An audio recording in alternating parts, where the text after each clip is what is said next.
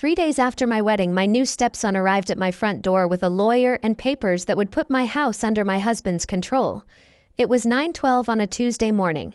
I remember the time because I'd just looked at the microwave clock and wondered whether 9 in the morning was too early to eat the last piece of wedding cake. At 57, I've decided there are fewer rules about cake than people pretend. Richard had left around 7:30 for a client meeting in Columbus. I was still in my robe drinking coffee and sorting through wedding cards at the kitchen counter when the camera doorbell chimed. I glanced at my phone. Evan, my new husband's 34-year-old son, was standing on my porch in a navy quarter zip, looking considerably more dressed for business than I was. Beside him stood a man I'd never seen before. Gray suit, leather briefcase. I opened the door halfway. "Morning." "Hey, Maggie." Evan smiled. "Sorry to drop by." The man beside him extended his hand. "Graham Pike." I shook it. Then he added, "I'm an attorney. Now, there are sentences that improve a Tuesday morning. I brought donuts. Your property taxes have been abolished. George Clooney is lost and needs directions. I'm an attorney is rarely one of them." I looked at Evan. "Should I put on shoes?" He laughed like I was joking. I wasn't entirely. "It's nothing bad," he said. "Dad wanted us to get some paperwork handled. Dad has my phone number. He's tied up with a client." Graham looked slightly uncomfortable already, which I found interesting. I let them in. We sat at the dining room table where 3 nights earlier Richard and I had opened champagne after coming home from our wedding reception. There were still 2 unopened cards on the sideboard. Graham placed a folder in front of me. "I understand Richard discussed some estate planning changes with you." "No," he stopped. Evan jumped in. "Not specifically, maybe. That's generally what discussed means." "Maggie, it's routine. That word, routine." I opened the folder. The first page had a name printed across the top. Bennett Family Holdings, LLC. I read enough legal documents during 32 years of marriage to Thomas to know one thing: if somebody is waiting for your signature, don't start with the signature page. I turned back to page 1. Graham explained that the proposal involved transferring title to my house into the LLC. He used phrases like asset protection, estate efficiency, and simplifying things for the family. I let him finish. Then I asked, "Who owns Bennett Family Holdings?" Evan answered too quickly. "It's Dad's company," Graham corrected him. "Richard is the managing member. Evan also holds an interest." I looked from one to the other. "What interest do I hold?" Neither answered immediately. That answered it. "So, let me make sure I've got this right. The family company has my husband in it." "Yes," Graham said. "And his son?" "Yes. And not me." Graham adjusted the papers. "The ownership structure can certainly be revisited." I looked at Evan. "And we're putting my house in it," he sighed. "It's just paperwork, Maggie. I've noticed people usually say that when it's paperwork they want somebody else to sign." Graham almost smiled. Evan didn't. For context, the house wasn't some mansion behind iron gates. It was a comfortable brick home in Dublin, Ohio. 4 bedrooms, a small backyard kitchen remodeled 8 years earlier because Thomas had once opened a cabinet and the door came off in his hand. We'd bought it together. Raised our daughter there. Thomas died there. The mortgage had been paid off years ago. I wasn't sentimental about every chair or lampshade in the place, but the deed was mine. And 3 days into my new marriage, 2 men were sitting at my table explaining why that should change. I picked up my phone. "I'm calling Richard." Evan leaned back. "Dad's in a meeting. Then he'll call me afterward." I called. Voicemail. I waited 30 seconds and called again. Voicemail. Evan checked his watch. I noticed because he did it again maybe 2 minutes later. "You somewhere you need to be, no. Because your wrist seems worried." He gave me an irritated look. "Maggie, Dad said you'd probably get emotional about the house." That one got me. I didn't say anything for a moment. Not because Evan had insulted me. I'd been called worse things by better people. It was because Richard had apparently anticipated this conversation. He'd talked about my reaction with his son. Maybe even planned around it.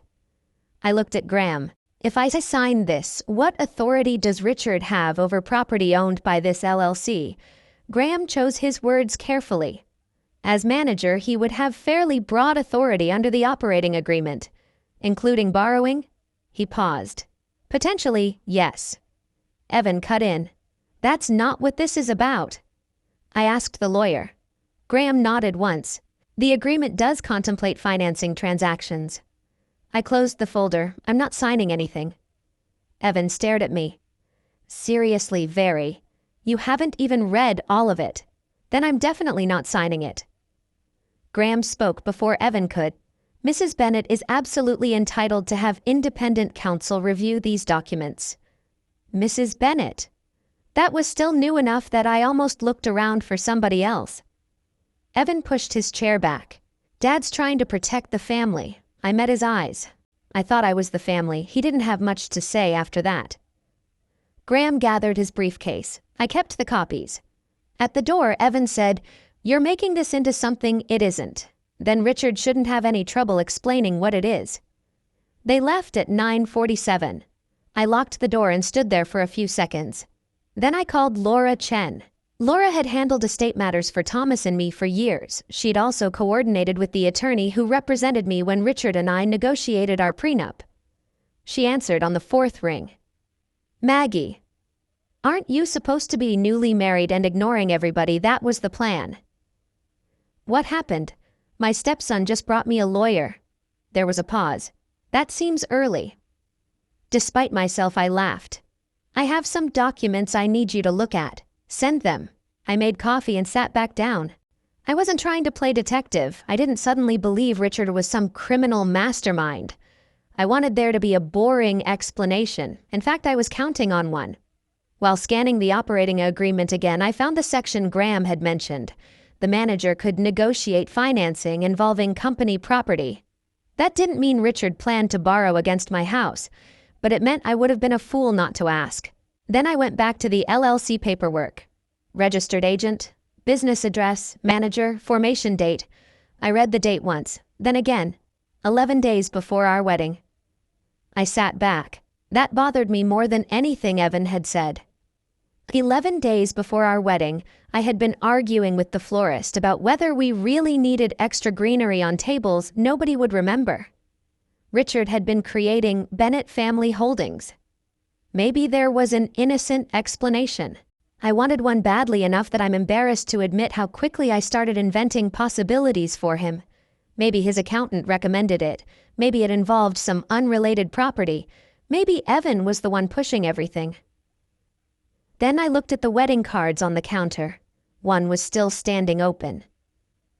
"To Maggie and Richard, may this be the beginning of your happiest chapter."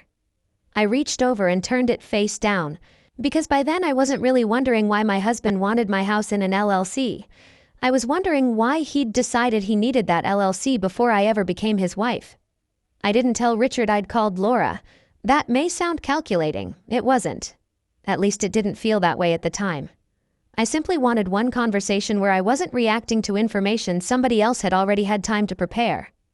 After Evan left, I spent most of the afternoon doing ordinary things badly.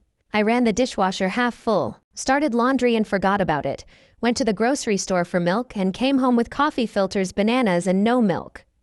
My mind kept circling back to the same question. Why before the wedding? And once that question got into my head, older conversations started coming back. Not dramatic ones. That's the trouble with hindsight. Nobody plays ominous music when somebody asks whether your mortgage is paid off. About 6 months earlier, Richard and I had been sitting on the back patio when he'd asked, "You and Tom bought this place when 98. "Still have a mortgage," I laughed. "At our age, God, I hope not." He'd smiled. Smart. That was it. Another time driving home from dinner, he'd asked whether Thomas had kept any commercial property after selling the company. "A couple of buildings," I'd said. "Still in the family, some are." Then he'd changed the subject to Ohio State football. Nothing about those conversations had bothered me. Richard knew I had money. That was never a secret between us. When we'd negotiated the prenup, both of us had separate attorneys. My financial schedules made it very clear that I had substantial assets from my marriage to Thomas. Richard had his retirement accounts, business interests, and property. I had mine. We weren't two 25-year-olds starting out with a sofa and $1,200. We were people in our 60s, or close enough in my case, with entire lives behind us. The exact current value of my investments wasn't something I discussed over meatloaf. Apparently, though, Richard had been paying attention to the shape of things. One memory bothered me more than the others. I'd been complaining about the estimate for replacing part of the roof. Richard had laughed and said, "You're lucky you don't have to worry about money like normal people." I'd laughed too. Sitting alone at my kitchen table now, I heard the sentence differently. Not like I do. Like normal people. At 6:40 that evening, the garage door opened. Richard came in carrying a white paper bag from the little Italian restaurant I liked. "Peace offering," he called. That was an unfortunate choice of words. "For what?" He appeared in the kitchen doorway and kissed my cheek. "Being gone all day 3 days after our wedding." He held up the bag. "Lasagna, garlic bread. That salad you like with too much cheese." I watched him unpack everything. He looked normal. Same blue shirt he'd left in that morning. Reading glasses sticking out of his breast pocket. Slight crease between his eyebrows from a day of staring at contracts. I almost wished he'd looked guilty. Instead, he looked like my husband. "How was your day?" I asked. "Long." "Anything unusual happen?" "Not really." He took 2 plates from the cabinet. I waited. He didn't say another word. Finally, I said, "Your son brought a lawyer to my house." Richard stopped with the lasagna container halfway open. There it was, only for a second. Maggie. His name was Graham. I know Graham. I assumed so. He wasn't selling magazine subscriptions. Richard set the container down. "Evan wasn't supposed to come over without me talking to you first. That's interesting because Evan seemed to think you sent him. I told him we needed to get some things organized." He jumped ahead. "With your lawyer, he's worked with Graham before." I pulled out a chair. "Sit down." Richard stared at me.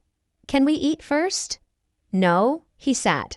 I put the LLC documents between us. "What is Bennett Family Holdings?" He rubbed his forehead.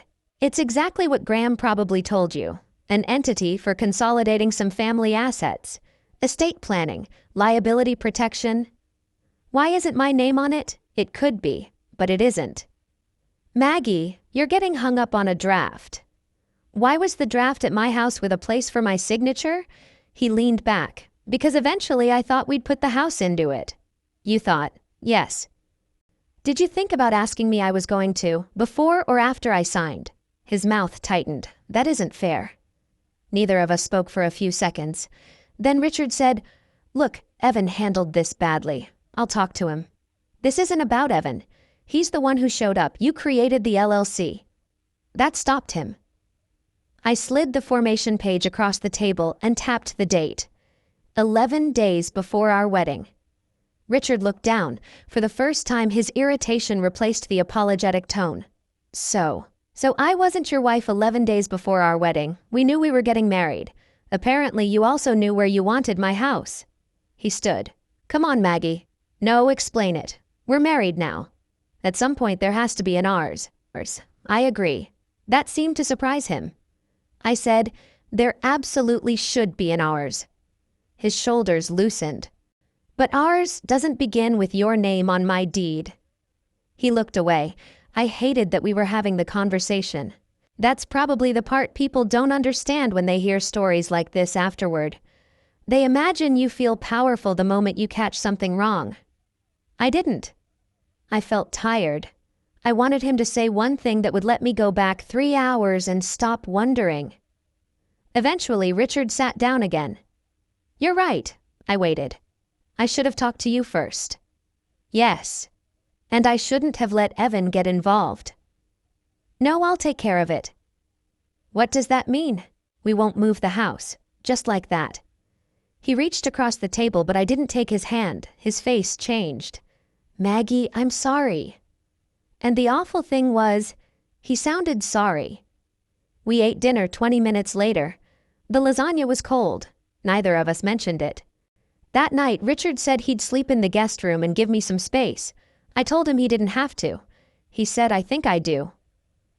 After he left the bedroom, I lay awake staring at the ceiling. There was a framed wedding photograph on the dresser. Richard was looking at me in it instead of the camera. I remembered the first year after Thomas died. People had worried about birthdays and anniversaries, but nobody warned me about Tuesdays. Tuesdays were worse. Nothing happened on Tuesdays. No one checked on you. You'd walk into the house with groceries and realize nobody cared whether you'd remembered the milk.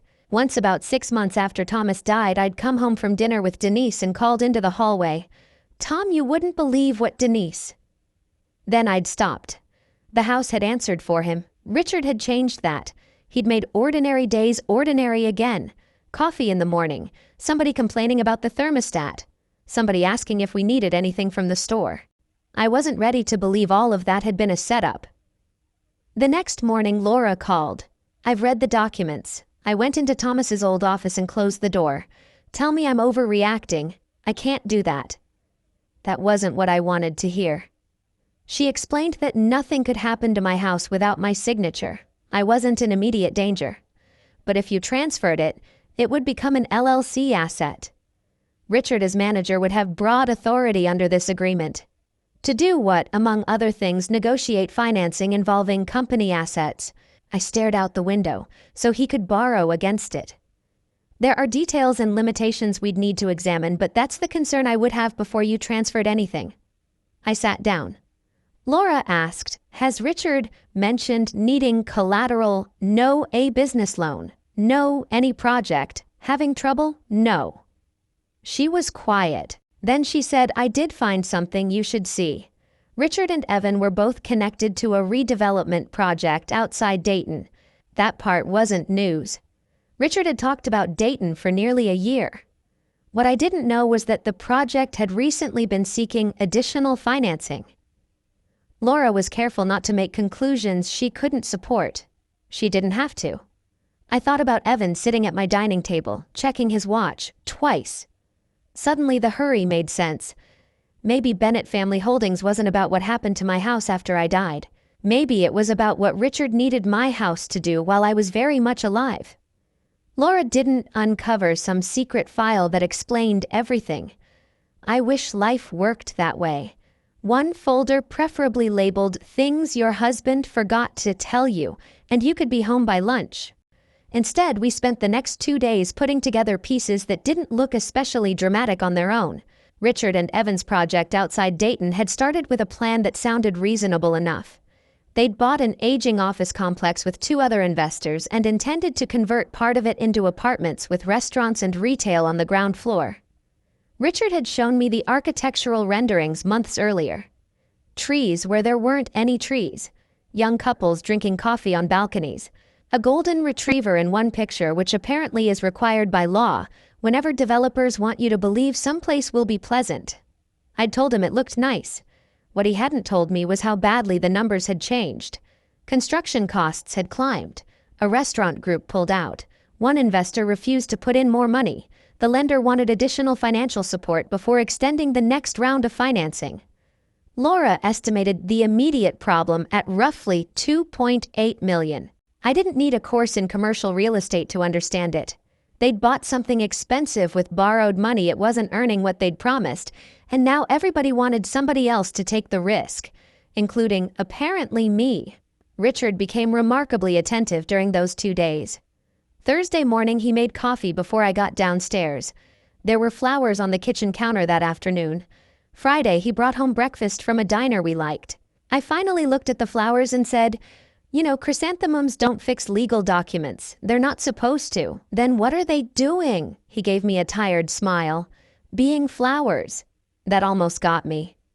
Richard had always been good at that, bringing a conversation down from the ledge without making you feel foolish for being upset.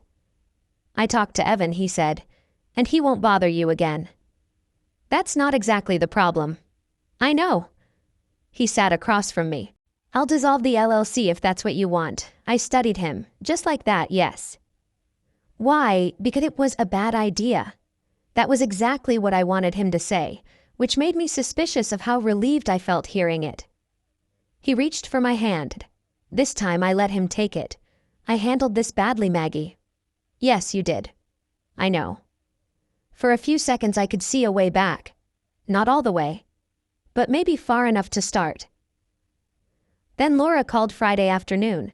"Do you know a Carl Whitfield?" The name was familiar. "One of Richard's investors." Former investor, apparently. Carl Whitfield was 66, owned a chain of industrial supply businesses, and had the particular kind of confidence that comes from spending 40 years signing the front of checks instead of the back. I'd met him twice. He wasn't my friend. That mattered. Carl hadn't contacted Laura because he wanted to rescue me. He and Richard were disputing what had been represented to investors about additional funding for Dayton. Carl was protecting Carl. I trusted that motive more than sudden heroism. "What does he want?" I asked. To verify whether Richard had authority to represent additional family resources as potentially available. My stomach tightened. What family resources he didn't specify. But there's something else. Months earlier, Evan had forwarded project correspondence to several people while rushing between meetings. Part of an internal exchange with Richard remained below the forwarded message. Carl had received it. At the time, he apparently hadn't cared about a conversation concerning Richard's future wife. Now he did. With Carl's permission, Laura sent me the relevant portion. I opened it on my laptop. The first message was from Evan, dated 6 weeks before my wedding. I read it, then read it again. "Once you're married, she'll loosen up. Start with the house. Don't mention anything else until she's used to sharing." I stopped there. Laura was still on the phone. "Maggie, I'm here." Below Evan's message was Richard's reply. 4 words did most of the damage. "She trusts me. Don't push too hard." I don't remember what Laura said next. I was looking at those words. She trusts me. Richard hadn't told Evan to stay out of our finances. He hadn't said I wasn't some account they could draw from. He hadn't even said, "Don't talk about my wife that way." He'd told him not to push too hard, as if the problem wasn't what they wanted, only how quickly they asked for it. "I need to call you back," I said. "Of course." I closed the laptop, then opened it again. There was more. Evan had written, "Even if Callahan only left her 5 or 6 million, that's enough to stabilize this." I stared at the screen. "And then God help me." I laughed. It wasn't a happy laugh, it just escaped. I called Denise. She answered, "You okay? No good start." I read her the email. There was a pause. Then Denise said, "Wait. He thinks you have 5 million, maybe 6. Another pause. "So they tried to rob Fort Knox because they thought it was a nice credit union." Denise. What I'm trying to be supportive. I laughed again. Then I didn't. Thomas and I hadn't started rich. When our daughter was little, I did payroll at the kitchen table after she went to bed. I handled benefits when the company had 11 employees. I once spent an entire Sunday calling customers because our billing software had corrupted a month's worth of invoices. Thomas built the company. So did a lot of people. And in my own less glamorous way, so did I. Years later, after we sold our controlling interest, the proceeds were invested. We still had commercial property. There was insurance after Thomas died. The investments kept growing. By the time I married Richard, the separate assets I controlled were worth a little over $43 million. Richard knew I was wealthy. Our prenup made sure neither of us entered marriage pretending otherwise. But my current net worth wasn't something I gave him quarterly updates on. And Evan clearly knew almost nothing. Apparently, he'd taken a few comments from his father, added confidence, and arrived at 5 or 6 million. That should have made the situation less frightening. Instead, it made it worse. They hadn't needed to know I had 43 million to start planning around my property. 5 was enough. That evening, I sat on the back porch until the mosquitoes decided I'd had enough reflection. There was one question I kept avoiding. If Richard had come to me 6 weeks before the wedding and said Maggie Dayton is in trouble, I may lose a lot of money. Would you consider helping me? What would I have said? I knew the answer. Probably yes, not blindly, not $2.8 million dropped into his lap with a kiss and a casserole. I would have asked questions. Laura would have reviewed everything. There would have been protections. But I probably would have helped my husband. That was what hurt. Not that Richard wanted something from me, that he'd decided asking honestly was less useful than managing me. My phone rang a little after 7. Richard. I let it ring twice before answering. "Hi." His voice sounded different. No charm, no careful reassurance. "Maggie, we need to talk. About what Dayton?" I waited. "There's something I haven't told you." I looked through the kitchen window. His flowers were still on the counter. "All right. I'll be home in about 40 minutes. We hung up. Less than 10 minutes later, Laura called. I received another document from Whitfield. I almost didn't want to know. "What is it? A financing presentation Richard's team circulated. And there is a section describing potential sources of financial support." I stood very still. Laura read the phrase to me. "Significant family liquidity available if required." I looked at the wedding ring on my hand. Then I asked the only question that mattered. Whose family? Laura didn't answer. She didn't need to. Richard got home 32 minutes later. I know because I watched the clock. Not because I was waiting to catch him in something. I was still hoping he'd walk through that door and tell me enough truth to make the last few days look different. He found me at the kitchen table. The flowers he'd brought me were between us. Richard took off his jacket and sat down. "I should have told you Dayton was in trouble." "Yes." He rubbed both hands over his face. "It wasn't supposed to get this bad. Things rarely are." He told me the rest. The project was running out of room. The lender wanted more support. Contractors were waiting on payments. Richard had personally guaranteed part of the debt. If the deal collapsed badly enough, he could lose a significant portion of what he'd spent 30 years building. Evan had money in it too. "How much do you need?" I asked. Richard hesitated. "Immediately, somewhere around 3 million. 2.8. His eyes lifted. That was the moment he realized I'd been asking questions of my own. Laura found that some of it. He leaned back. "So you've got lawyers digging through my business now?" "No, I have a lawyer reviewing documents your son brought into my house." "That's not the same thing." "No, Richard. It isn't."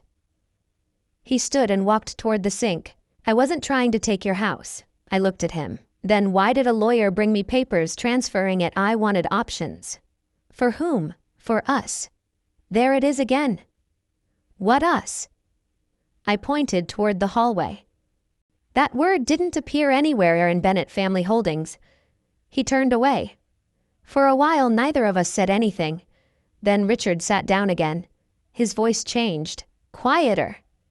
"You know how many people are tied to this project. I know it's more than you and Evan. Contractors, employees, small investors, people who trusted me." That word didn't escape me. Trusted. Richard continued, "If Dayton falls apart, this isn't just me losing money.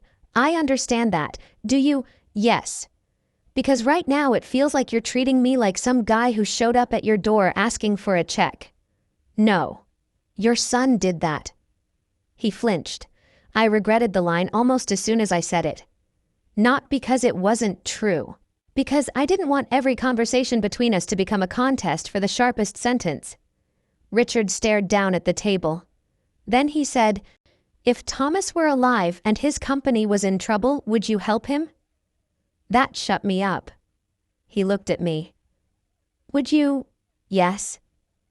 There was no point lying. Thomas and I had risked everything together more than once. Early in the business, we'd borrowed against our first house to buy equipment. Of course I would have helped him. Richard nodded. "Then why am I different?" I hated how reasonable the question sounded. "You're not Thomas. I know that, and Thomas would have asked me." Richard's expression changed. I went on. "He wouldn't have created a company without me, put himself in charge of it, then sent somebody over with papers for my house." I said I was sorry. "I know. I'll dissolve the LLC. You already said that. And I'll keep Evan out of our finances." I looked at him. "I mean it, Maggie." Part of me wanted to believe him so badly I could almost feel myself leaning toward it. That's embarrassing now. It wasn't then. I had married this man because I loved him. 3 days didn't erase 18 months. And grief had taught me something people don't talk about much. Once you've lost one marriage to death, you're not eager to throw another one away, even when common sense is clearing its throat in the corner. 2 days later, Richard and I sat in a counselor's office in Worthington. Her name was Dr. Susan Keller. She was probably around my age, wore sensible shoes, and had the unnerving habit of letting silence sit there until somebody finally told the truth. just to get rid of it. Richard explained Dayton. He explained the financing deadline. He explained Evan. He explained that he'd intended to discuss everything with me. Susan listened. Then she asked, "Why didn't you ask Maggie before making plans involving her property?" Richard started talking about the lender. Susan waited. He moved on to the project deadline. She waited some more. Then Evan. Finally, she said, "Those things explain why you needed money." Richard stopped. "They don't explain why you didn't ask your wife." There was a long silence. I looked at Richard. He stared at the carpet. Finally, he said, "I thought she'd say no." That was probably the most honest thing he'd told me all week. I said, "You never gave me the chance. I know." And I believed he understood. At least I wanted to. The next couple of days weren't easy. People had begun hearing that the Dayton project was in trouble. One woman we knew from a neighborhood dinner stopped me outside the grocery store. "Richard must be under terrible pressure." "He is." She touched my arm. "Marriage is a partnership, Maggie." I knew what she meant. She didn't know enough to mean anything cruel by it. Still, I sat in my SUV afterward for 10 minutes. $43 million. That number had started feeling less like security and more like an accusation. I could solve Richard's immediate problem, not casually. $3 million is $3 million no matter what you're worth. But I could do it without losing my home or wondering how I'd pay for groceries. Maybe refusing to help simply because he'd asked badly was its own kind of pride. That night, I almost called Laura. I had even worked out what I'd say. A secured loan, independent appraisal, no control over my other assets, no Evan, everything documented. I never made the call. The following afternoon, Laura called me first. Carl Whitfield contacted me again. I closed my eyes. What now? Richard met with another potential financing group yesterday. I sat up. Yesterday. Yes, yesterday was the day we'd left counseling. What did he tell them? The revised material is more careful. That didn't reassure me. Laura read the wording. Additional family resources under discussion. I stared at the wall. Under discussion. Technically, I suppose that was clever. Richard and I certainly had discussed my money, mostly in sentences beginning with, "Why did you?" But nothing was available. Nothing had been offered, and after counseling he knew exactly where I stood. That evening I waited until we'd finished dinner. "Did you meet another lender yesterday?" Richard didn't even look surprised. "No, I watched him. Maybe Laura had the date wrong. Maybe Carl did." I gave Richard an exit. "Think before you answer me again." Now he looked at me. "Maggie, did you meet with another financing group yesterday?" "No." The strange thing is, I didn't get angry. Something simply settled. The LLC had frightened me. The email had hurt me. But this was different. Richard knew I knew enough to ask the question. He'd sat beside me in counseling less than 24 hours earlier and admitted he should have asked rather than planned around me.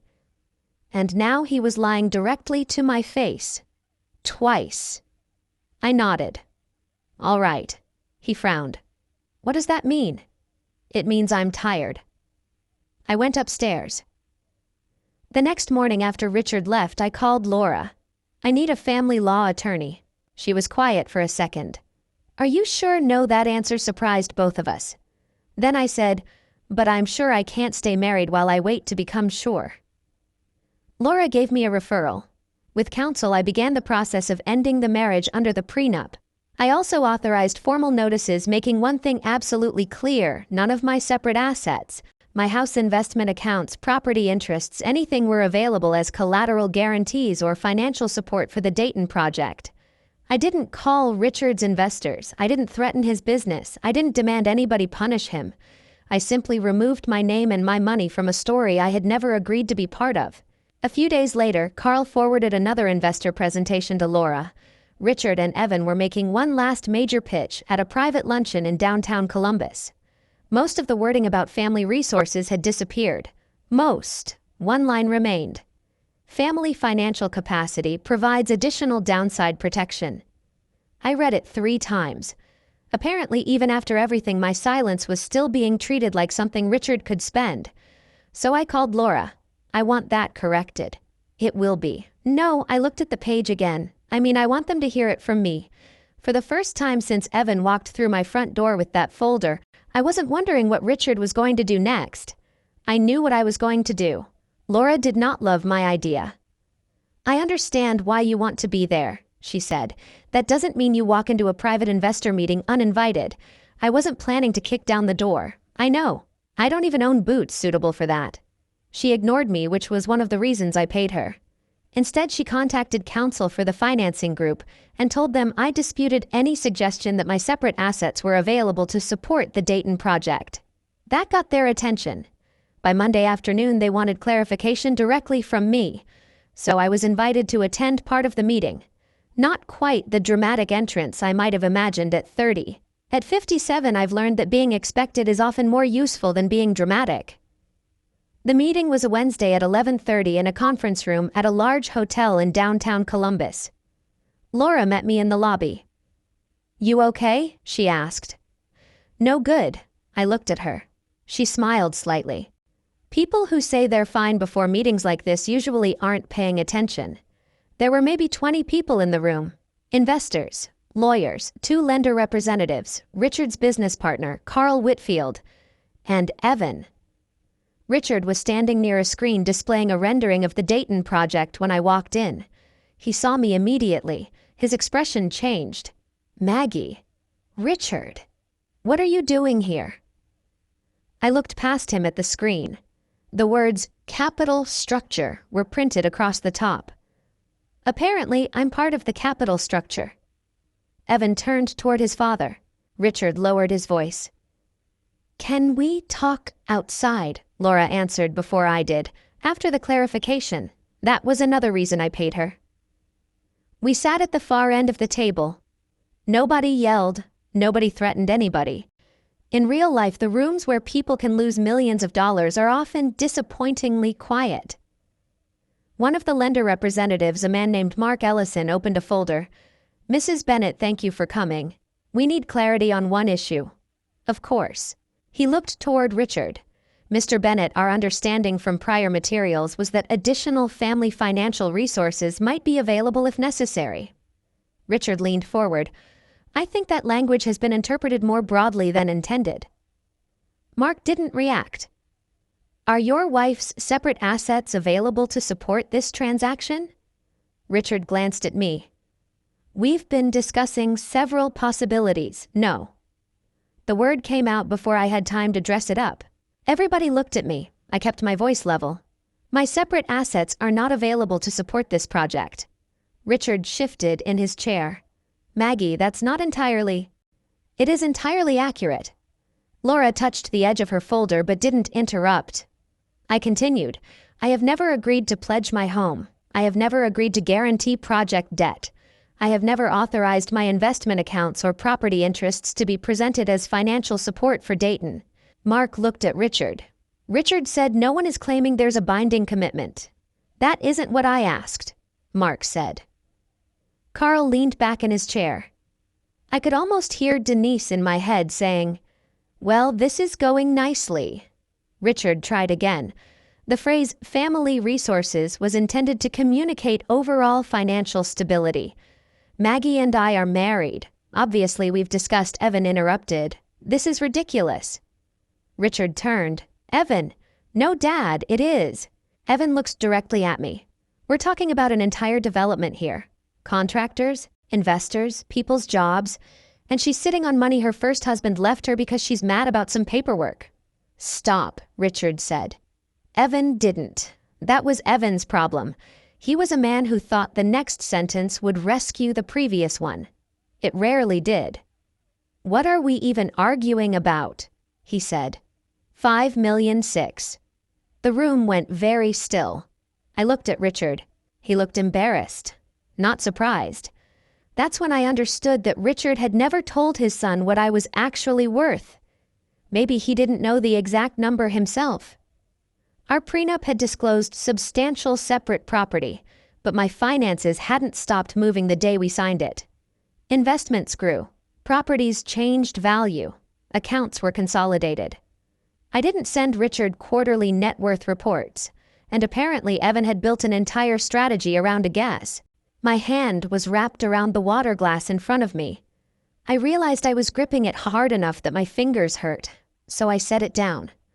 My separate assets are currently worth a little over $43 million. Nobody moved. Evan blinked.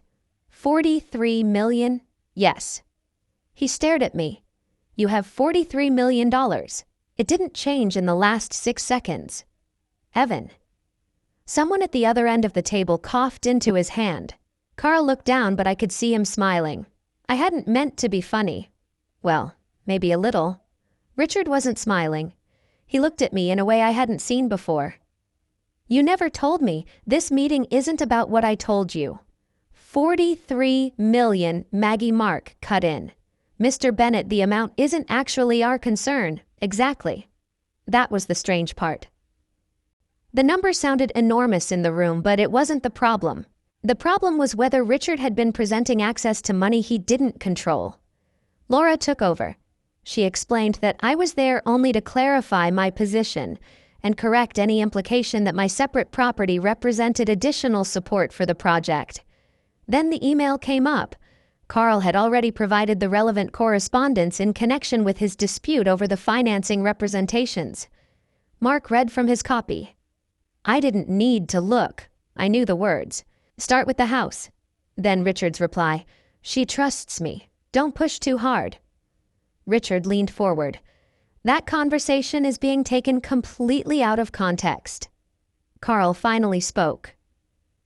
What context improves it? Richard looked at him. Evan was talking about integrating family finances after the marriage. Evan said, exactly. I turned to him. By starting with my house. He opened his mouth. Nothing came out. For once, the next sentence failed to arrive. Richard tried to explain that the LLC had never received my property.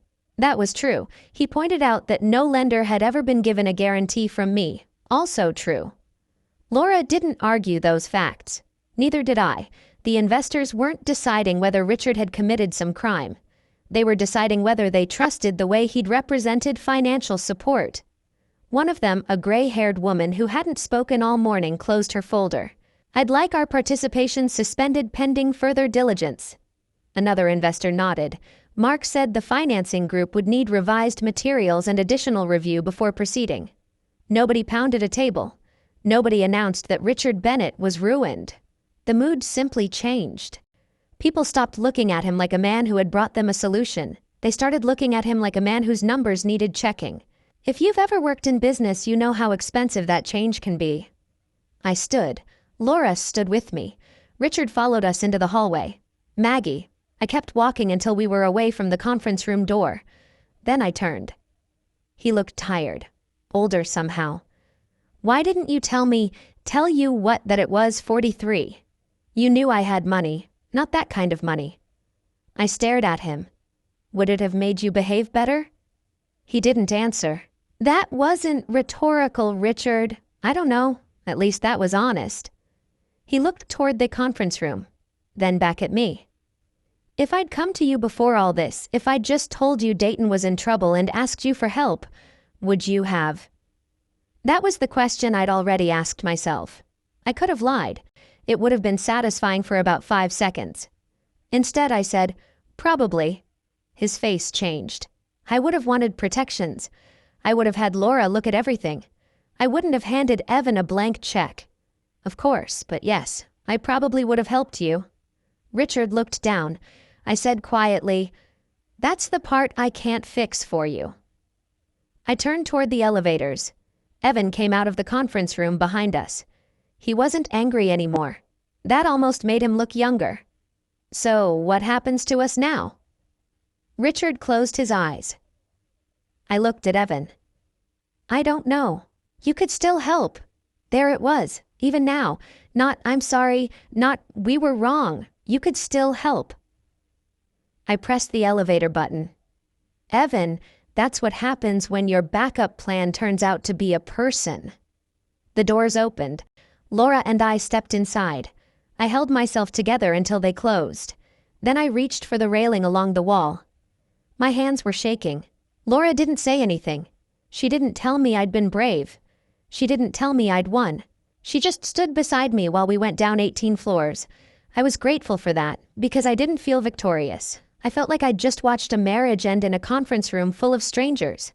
And even when ending it is the right thing to do, there's nothing particularly victorious about that. The Dayton project didn't collapse that afternoon. Richard didn't lose everything before dinner. Evan wasn't marched out of the building carrying a cardboard box. Real consequences usually take longer than that. Over the next few months, the project was restructured.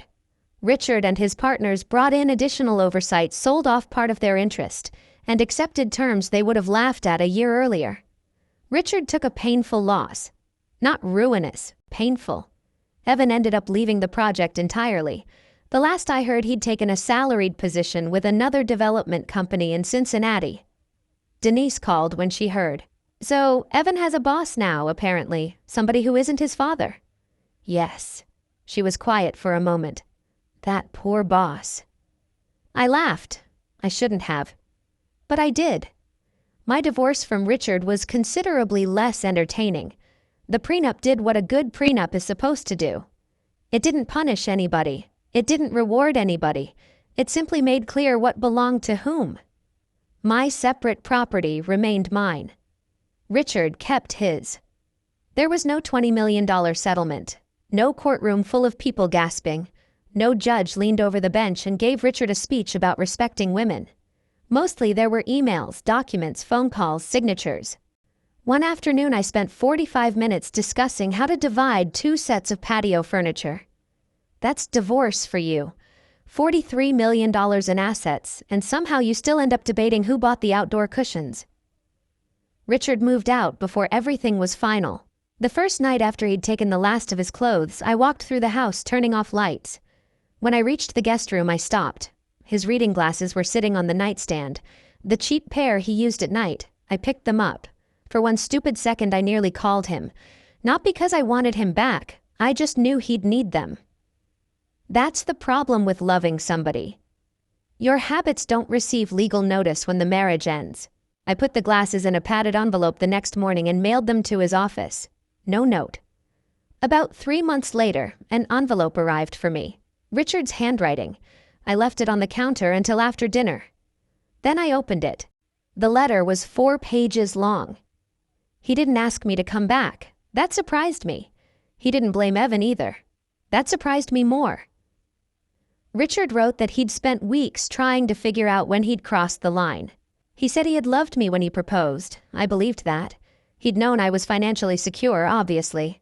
Our prenup had made that impossible to miss. But when Dayton began going bad, he'd started thinking about what my money could solve. At first, Maggie could help me. Then Maggie should help me. Eventually, of course, Maggie will help me. By the time Evan suggested starting with the house, Richard had already convinced himself that the problem wasn't whether I wanted to help. It was how to get me comfortable enough to do it. There was one sentence in the letter I read several times. I turned your security into my contingency plan. That was probably the closest he ever came to understanding it. I folded the letter and put it back in the envelope. I didn't answer. Not because I hated him. By then I didn't. That's another thing nobody tells you. Sometimes it's easier when the person who hurt you was secretly terrible all along. Richard wasn't. He could be generous, funny, patient. He'd sat beside me through the anniversary of Thomas's death without once acting threatened by a dead man. He knew exactly how I liked my coffee, and always remembered that I hated cilantro. And he still betrayed me. People can love you and behave selfishly. Both things can be true. Accepting that was harder than deciding who got the patio furniture. For a while I became cautious about money in ways I didn't like. Every time somebody mentioned a charity investment loan or even an expensive dinner, I noticed myself tightening up. Then one afternoon, Denise and I were reviewing some paperwork from a scholarship fund Thomas and I had started years earlier. It was small. Originally, we'd created it for employees' children. I was reading an application from a 52-year-old woman who'd spent nearly 20 years caring for her children, and then her mother. Now she wanted to train as a respiratory therapist. I read her application twice. Then I called the administrator. Over the following months, I expanded the program. Nothing grandiose. I didn't give away half my estate to prove a point. We simply widened eligibility to women over 45 returning to community college certification programs or vocational training after years spent raising children, caring for family, or rebuilding after losing a spouse.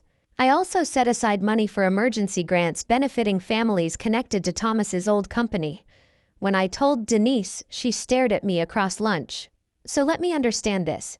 That usually worries me. You just spent months keeping people away from your money. Yes, and now you're giving some of it away. Also, yes. She pointed her fork at me. Explain. There's a difference between opening your hand and somebody reaching into your pocket. Denise stopped chewing. Then she nodded. That's good. Thank you. You should put that on a coffee mug. Then you'd make me pay $18 for it. 22.